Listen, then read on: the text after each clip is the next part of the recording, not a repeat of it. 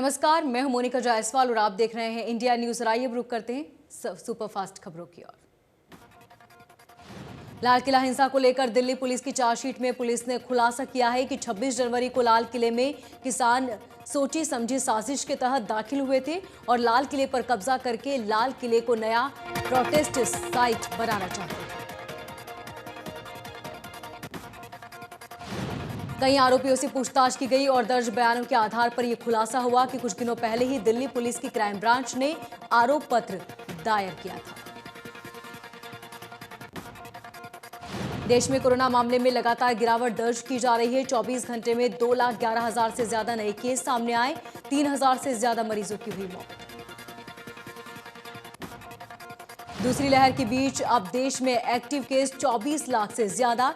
Corona मरीजों के ठीक होने के रिकवरी रेट में बढ़त देखने को मिल रही है। देश में फिलहाल रिकवरी दर 89% से ज्यादा।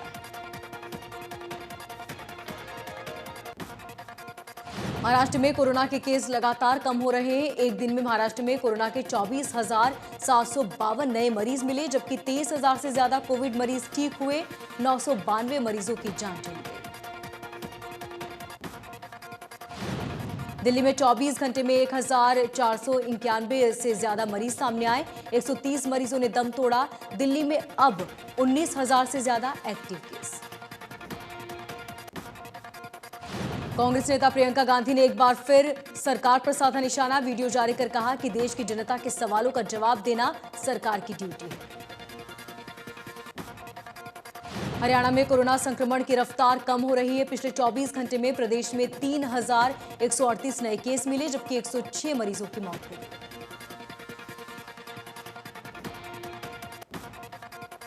शिक्षा मंत्री कंवरपाल गुर्जर का कहना है कि अभी 9वीं से 12वीं तक के स्कूल खोलने पर विचार नहीं किया गया है। कोरोना पूरी तरह से कंट्रोल में आने के बाद इस बारे में विचार किया जाएगा। कंवरपाल गुर्जर ने कहा कि जितनी वैक्सीन उपलब्ध है उसी के हिसाब से उसका इस्तेमाल किया जाए। एक समय में इतनी वैक्सीन उपलब्ध नहीं हो सकती। बाहरी देशों में भी डिमांड है।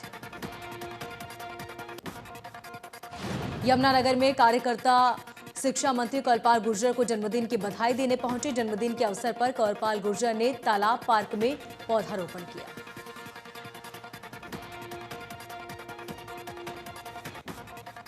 सिरसा में कोरोना के बाद अब ब्लैक फंगस का प्रकोप बढ़ने लगा है। सिरसा में ब्लैक फंगस के अब तक 53 मरीज सामने आए। अब तक सिरसा में ब्लैक फंगस के कारण 10 लोगों की मौत हो चुकी है। सीएमओ ने बताया कि ब्लैक फंगस के अधिकांश मरीजों का प्राइवेट अस्पतालों में इलाज चल रहा है। करनाल में अब तक ब्लैक फंगस के 30 मामले सामने आए। 51 ब्लैक फंगस के संदिग्ध मामले हैं, जिनकी कंफर्म रिपोर्ट आनी अभी बाकी है। 6 लोगों की मौत हो चुकी है, जिसमें ब्लैक फंगस पाया गया था। ब्लैक फंगस से जो मामले सामने आए हैं उनमें बहुत केस ऐसे हैं जिन्हें अभी भी कोविड भी है, उनका इलाज चल रहा है। साथ ही वो भी मामले हैं जो कोविड से तो ठीक हो चुके हैं पर उन्हें ब्लैक फंगस है। ब्लैक फंगस बीमारी से जूझ रहे बादली हलके के विधायक कुलदीप ने सफल ऑपरेशन के बाद वीडियो जारी किया। कहा, मुझे दूसरा जीवन मिला है। विधायक कुलदीप पिछले कई महीनों से कोरोना वायरस से संक्रमित थे। उन्हें गुरुग्राम के अस्पताल में 28 दिनों तक इलाज के लिए रहना पड़ा था। 4 दिन पहले ही उन्हें अस्पताल से छुट्टी मिली थी। घर पहुंचने पर अचानक तबीयत बिगड़ने लगी तो 22 मई को दोबारा से अस्पताल में लाया गया, जहां पर जांच में ब्लैक फंगस के लक्षण मिले। फरीदाबाद में खबर का हुआ असर। जिला उपायुक्त ने वल्लभगढ़ में निजी अस्पताल का लाइसेंस रद्द कर दिया। मीडिया में खबर दिखाए जाने के बाद प्रशासन ने कड़ी कार्रवाई की। अस्पताल पर कोरोना महामारी में मरीजों से ज्यादा रुपए वसूलने और लोगों को बेवजह परेशान करने का आरोप था। 11 लोगों ने जिला उपायुक्त और सिविल सर्जन को लिखित में शिकायत दी थी। डॉक्टरों की कमी से जूझ रहे कैथल के नगर नागरिक अस्पताल में 9 एमबीबीएस इंटर्न मिलने से कुछ राहत मिली है। इंटर्न को सिविल अस्पताल में कोरोना की देखभाल और डॉक्टरों की मदद के लिए तैनात किया गया। चिकित्सा अधिकारी ने बताया कि इंटर्न की ड्यूटी आइसोलेशन वार्ड में लगाई गई है। कोरोना लगातार अलग रूप बदल रहा है, इसलिए लोगों को ज्यादा सावधान रहने की जरूरत है। ब्लैक फंगस की रोकथाम के लिए सरकार की पहल पर भिवानी में पोस्ट कोविड क्लिनिक खोला गया, जिसमें काउंसलिंग का भी प्रावधान किया गया है। कोविड क्लिनिक में कोविड संक्रमित होने के बाद ठीक हुए लोगों से जानकारी ली जाती है और मरीजों से बात कर फीडबैक भी लिया जाता है। गुरुग्राम में कोरोना को मात देने के लिए वैक्सीनेशन ड्राइव तेज कर दी गई है। शहर के अलग अलग इलाकों में कैंप लगाकर लोगों को वैक्सीन लगाई जा रही है। 18 से 39 साल से ज्यादा उम्र के लोगों को वैक्सीन के लिए जागरूक किया जा रहा है। वैक्सीन सेंटर पर लोगों को किसी तरह की कोई दिक्कत न हो, इसका भी स्वास्थ्य विभाग पूरी तरह से ध्यान रख रहा है। गुरुग्राम में लॉकडाउन के दौरान बाजारों में ऑड इवन की तरह दुकानों को खोलने के आदेश जारी किए गए हैं, लेकिन लॉकडाउन का असर बाजारों पर पूरी तरह से देखने को मिल रहा है। सदर बाजार में प्रशासन के आदेशों के मुताबिक दुकानों को खोला जा रहा है, लेकिन बाजार में लोगों की संख्या बहुत कम नजर आ रही है। कैथल में मार्केट में चालान काटने पर दुकानदार भड़क गए। कहा कि अधिकारियों ने शहर में चौक चौराहों पर होमगार्ड की ड्यूटी लगाई है, इनका व्यवहार ठीक नहीं है। दुकानदारों ने कहा कि एक चौक से दूसरे चौक तक पुलिस ने 3 से 4 नाके लगाए हैं। हर नाके पर दुकानदारों की चेकिंग की जाती है, इससे समय बर्बाद होता है। करनाल के शमशान घाट में कई राज्यों के मरीजों का दाह संस्कार किया गया। कोरोना के डर से कुछ मृतकों के परिजन अब तक अस्थियां लेने नहीं आए। सेवादारों ने अस्थियां हरिद्वार ले जाने का फैसला लिया। समाज सेवी ने बताया कि करनाल में अब तक लगभग 400 कोरोना मरीजों का दाह संस्कार किया गया। लोगों में इतना डर है कि अपनों की अस्थियां लेने तक नहीं आ रहे, जिसे संभाल कर रखा हुआ है। पंचकुला के औद्योगिक क्षेत्र में नवनिर्माणाधीन हरियाणा रोडवेज वर्कशॉप का विधानसभा अध्यक्ष और विधायक ज्ञानचंद गुप्ता ने निरीक्षण किया और अधिकारियों से बातचीत की। कलायत हलके की तर्ज पर कैथल के कई गांवों से भी सफाई के नाम पर करोड़ों रुपए के बिल पास किए गए। इसकी जानकारी विधायक लीलाराम तक को दी गई है। विधायक ने सीएम को शिकायत कर जांच की मांग की। बताया जा रहा है कि सीएम ने मामले में जांच विजिलेंस को सौंप दी है। विधायक ने कहा कि कई गांवों में सफाई के नाम पर घोटाले की बात सामने आ रही थी। 14 ऐसे गांव पता चले जहां सफाई के नाम पर लाखों खर्च किए, लेकिन किसी को जानकारी नहीं। विधायक ने कहा कि उन्हें पता चला है कि जिला अस्पताल में ठेके पर लगाए जाने वाले कर्मचारियों से 30,000 से लेकर 75,000 रुपए तक की रिश्वत वसूली जा रही है। मामले को सीएमओ और डीसी को संज्ञान में लाया गया। देश के पहले प्रधानमंत्री पंडित जवाहरलाल नेहरू की आज 57वीं पुण्यतिथि। कांग्रेस सांसद राहुल गांधी ने उन्हें श्रद्धांजलि दी और ट्वीट करते हुए जवाहरलाल नेहरू के विचार साझा किए। राहुल गांधी ने लिखा कि बुराई अनियंत्रित होती है, अगर आप इसे सहन करते हैं तो ये पूरे सिस्टम को जहरीला कर देती है। राहुल ने लिखा कि पंडित जवाहरलाल नेहरू की पुण्यतिथि पर उनके कथन को याद करने का दिन।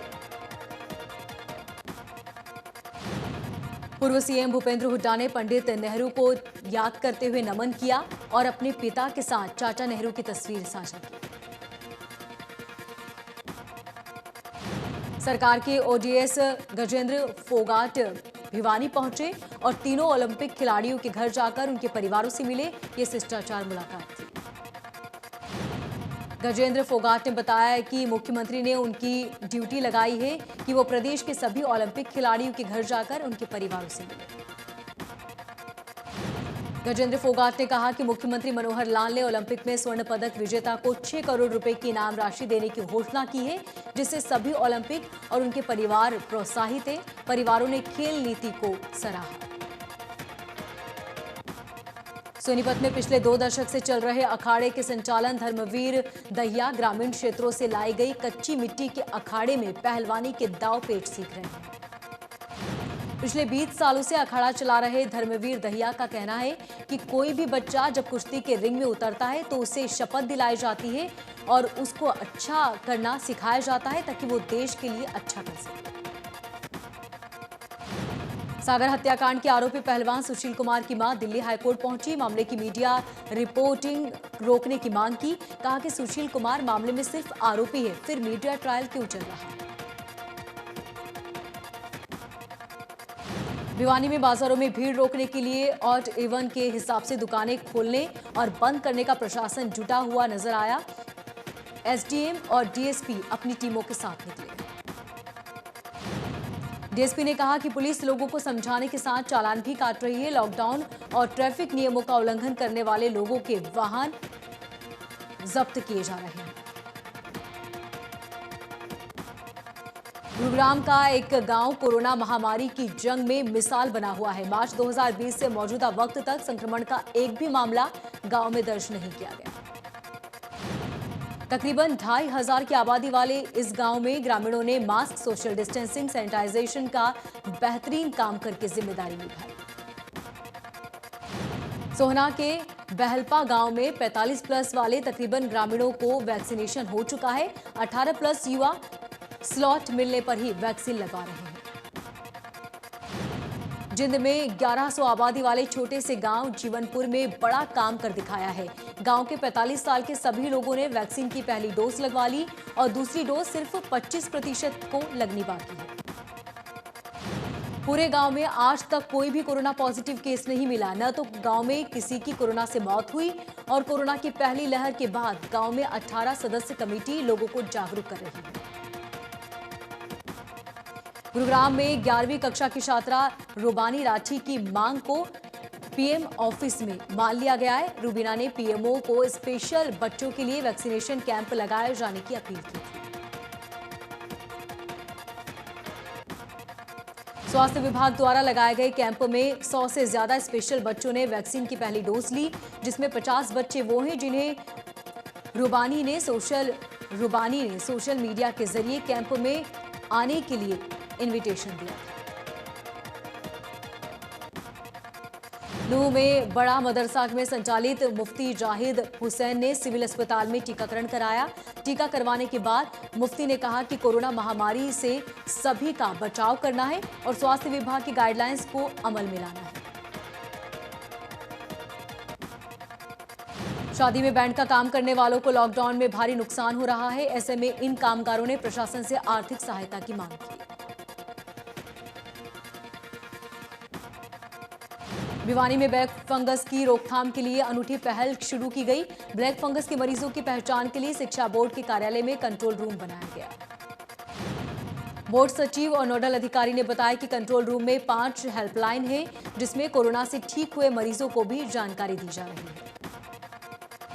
हेल्पलाइन पर संक्रमण से ठीक हुए जिन मरीजों में किसी बीमारी या ब्लैक फंगस के लक्षण मिल रहे हैं, उन्हें सिविल अस्पताल में ले जाने में सहायता और सलाह दी जा रही है। पलवल में कोरोना से जंग जीतने के बाद लोगों में आ रही स्वास्थ्य संबंधी समस्याओं के समाधान के लिए सरकार की तरफ से उमंग ओपीडी चलाई जा रही है। सिविल सर्जन ने बताया कि नागरिक अस्पताल में उमंग ओपीडी के लिए स्वास्थ्य विभाग की तरफ से विशेष टीम तैयार की गई है। टीम में मनोचिकित्सक और बाकी स्टाफ है। सिविल सर्जन ने बताया कि कोरोना से ठीक होने के दौरान लोगों में मानसिक तनाव ज्यादा देखा जा रहा है। ऐसे में जरूरी है कि लोग नकारात्मक विचारों से दूर रहें और अपना मनोबल बढ़ाएं। सिरसा के लोगों के लिए राहत भरी खबर सामने आई। जिले में पिछले कई दिनों से कोरोना के मामले में कमी आई, रिकवरी रेट में सुधार हुआ। स्वास्थ्य विभाग ने कोरोना को कंट्रोल करने के लिए कमर कस ली है। लोगों को गांव-गांव जाकर कोरोना से बचाव के लिए जागरूक किया जा रहा है। चरखी दादरी जिले में ब्लैक फंगस ने दस्तक दी। 1 महिला और 3 पुरुषों को ब्लैक फंगस हुआ। मरीजों को मेडिकल अस्पताल रोहतक में रेफर किया गया। एक तरफ जहां पूरा भारत ऑक्सीजन की कमी से जूझ रहा है, वहीं अंबाला में एक व्यक्ति ने अपने घर में ही ऑक्सीजन प्लांट लगाया हुआ है। अंबाला के मनाली हाउस रहने वाले प्रोफेसर वेद प्रकाश विज के घर पर देखने को मिल रहा है, जहां पर पेड़ पौधों से भरा हुआ ये घर है। प्रोफेसर वेद प्रकाश ने अपने घर पर 1000 के ऊपर गमलों में अलग अलग किस्मों के सेकंड प्लांट लगाए हुए हैं। महज चौबीसी के गांव खरेंटी में पीने के पानी की समस्या बनी हुई है। महिलाओं ने बताया कि पीने के पानी का लायक नहीं है। ग्रामीण गंदा पानी पीने को मजबूर हो चुके हैं। ग्रामीणों का कहना है कि कई बार अधिकारियों को शिकायत दी जा चुकी है, लेकिन कहीं कोई सुनवाई नहीं हुई। ग्रामीणों ने प्रशासन से मांग की है कि जलघर की सफाई कराकर गलियों में हो रही लीकेज को ठीक कराया जाए। हांसी में 92 वर्षीय बुजुर्ग को बहू ने पीटकर घर से बाहर निकाल दिया। आरोपी की बहू ने सास को गला घोंटकर मारने की कोशिश की। 11 मई को सोशल मीडिया पर बुजुर्ग का वीडियो वायरल हुआ था, जिसमें बुजुर्ग महिला ने बहू और पोते पर पीटकर घर से निकालने का आरोप लगाया था। मामला कोर्ट में पहुंचने पर बुजुर्गों को घर में रहने का आदेश दिया गया। बुजुर्ग का बेटा सूचना मिलने पर गांव में पहुंचा। घायल मां को सिविल अस्पताल में लेकर गया, जहां डॉक्टरों ने बुजुर्ग महिला की हालत को गंभीरता से देखते हुए उसे हिसार रेफर कर दिया। शाहबाद पुलिस ने एक निजी अस्पताल के एक डॉक्टर को ब्लैकमेल कर रही युवती को 2 लाख की नकदी समेत गिरफ्तार कर लिया है। बलात्कार का मामला रफा दफा करवाने के एवज में युवती 50 लाख रुपए की मांग कर रही थी। बताया जा रहा है कि युवती ने डॉक्टर के साथ शारीरिक संबंध बनाए और बाद में उसे ब्लैकमेल किया। पुलिस अधीक्षक के आदेश पर एक विशेष टीम ने युवती को 2 लाख रुपए लेते हुए रंगे हाथों गिरफ्तार किया। उन्होंने कहा कि पुलिस ने युवती का मोबाइल भी पकड़ा है, जिसमें काफी सबूत है।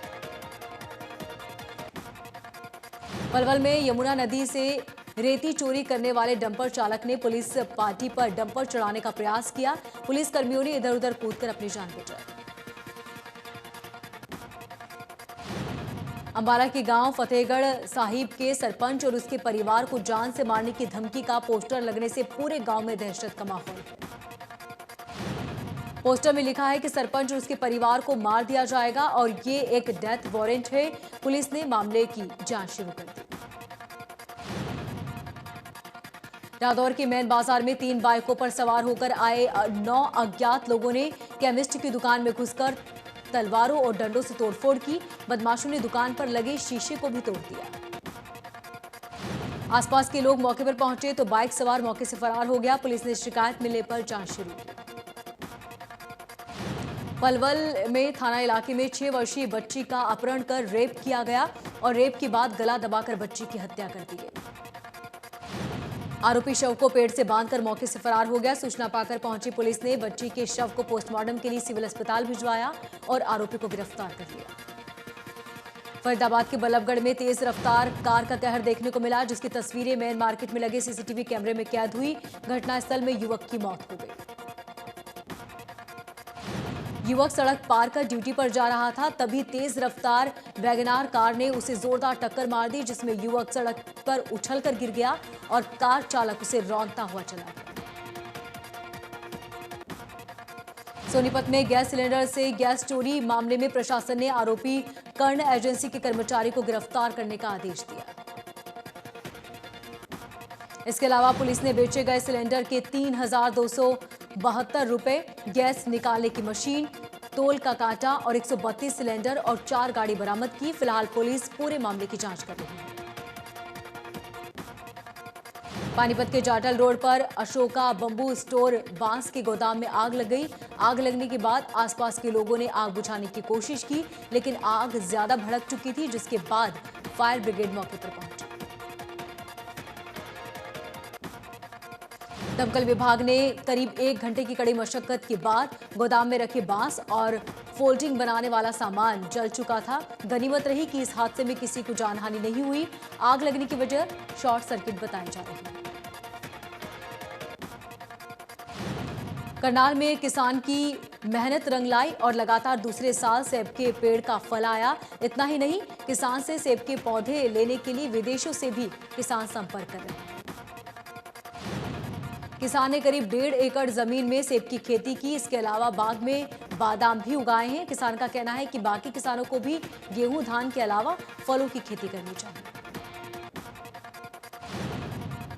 साइक्लोन यास की वजह से बुरी तरह प्रभावित पश्चिम बंगाल के दक्षिण 24 परगना और पूर्वी मिदनापुर जिले में 28 और 29 मई को मुख्यमंत्री ममता बनर्जी हवाई निरीक्षण करेंगी। साथ ही वो सागर और दीघा का दौरा भी करेंगी। मुख्यमंत्री ममता सागर और दीघा में प्रशासनिक बैठक भी करेंगी।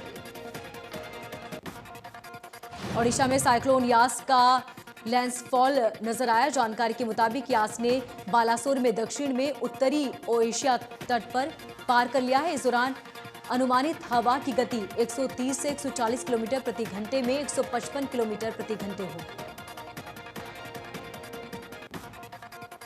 भीषण चक्रवाती तूफान यास के प्रभाव से ओडिशा बंगाल में तेज हवाओं के साथ बारिश होने की संभावना। ओडिशा के रिहायशी इलाकों में पानी घुस गया तो वहीं बंगाल में हल्दिया पोर्ट में भी पानी का कहर दिखाई देने लगा है। चक्रवाती तूफान याई से ओडिशा के भद्रक और बालासोर में कई घरों को क्षतिग्रस्त होने की आशंका है।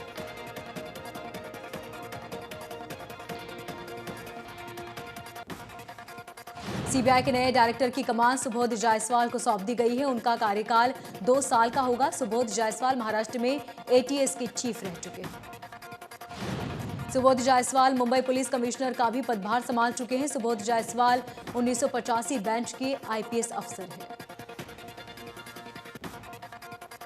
व्हाट्सएप भारत सरकार के सोशल मीडिया गाइडलाइंस के खिलाफ हाईकोर्ट गया है। व्हाट्सएप ने कहा था कि व्हाट्सएप पर किसी मैसेज को ट्रेस नहीं किया जा सकता। सरकार की गाइडलाइंस है कि जरूरत पड़ने पर व्हाट्सएप के मैसेज को भी ओरिजिन बनाना होगा, यानी मैसेज ट्रेस करना होगा। सरकारी तेल कंपनियों की तरफ से फिर पेट्रोल और डीजल की कीमतों में बढ़ोतरी हुई है। डीजल की कीमत 29 से 30 पैसे तो वहीं पेट्रोल की कीमत 23 से 24 पैसे तक बढ़ चुकी है। दिल्ली में पेट्रोल की कीमत 90 के पार पहुंची तो वहीं 60 से ज्यादा, डीजल की कीमत 80 से ज्यादा पहुंच चुकी है।